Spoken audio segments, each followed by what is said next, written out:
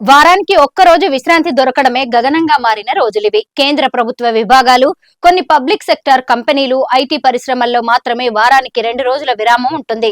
మరికొన్ని మల్టీనేషనల్ కంపెనీలు ఇంకో అడుగు ముందుకేసి వారంలో 4 రోజులు పని, 2 రోజుల విరామం అందిస్తున్నాయి.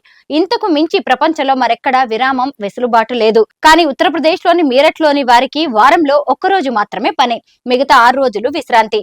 అది కూడా తామున్న చోటుకు 1500 కిలోమీటర్ల దూరంలో ఉన్న ప్రదేశానికి ఉదయం విమానంలో వెళ్లి సాయంత్రానికి మళ్లీ విమానంలోనే తిరిగొచ్చేస్తారు. ఇంత దర్జా వెలగబెట్టే ఉద్యోగం ఏంటా అనుకుంటున్నారా?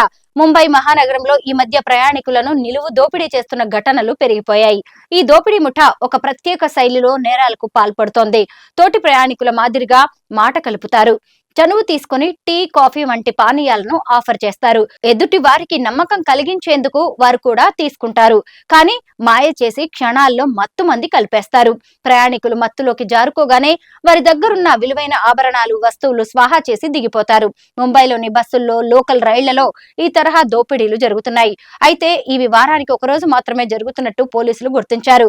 మాతుంగా పోలీస్ స్టేషన్ పరిధిలో డబుల్ డెక్కర్ బస్సులో ఓ మహిళను ఇలాగే దోచుకున్న ఘటన వెలుగు చూసింది. ఆ కేసులో విచారణ చేపట్టిన పోలీసులు తమకు దొరికిన తీగ లాగితే ఉత్తరప్రదేశ్ లోని మీరట్లో డొంక కదిలింది. ఢిల్లీ సమీపంలోని మీరట్లో ఉండే ఈ ముఠా వారానికి ఒకరోజు ఈ దోపిడీ ఆపరేషన్ చేపడుతున్నట్టు గుర్తించారు. మీరట్లోని షహనత్తన్ కు చెందిన యూనస్ ను అరెస్ట్ చేసి అతని సహచరుల కోసం బ్రహ్మపురిలో సోదాలు జరిపారు. అయితే అప్పటికే మిగతా నిందితులు పారిపోయారు. పరారీలో ఉన్న వారి కోసం గాలింపు మొదలు పెట్టారు.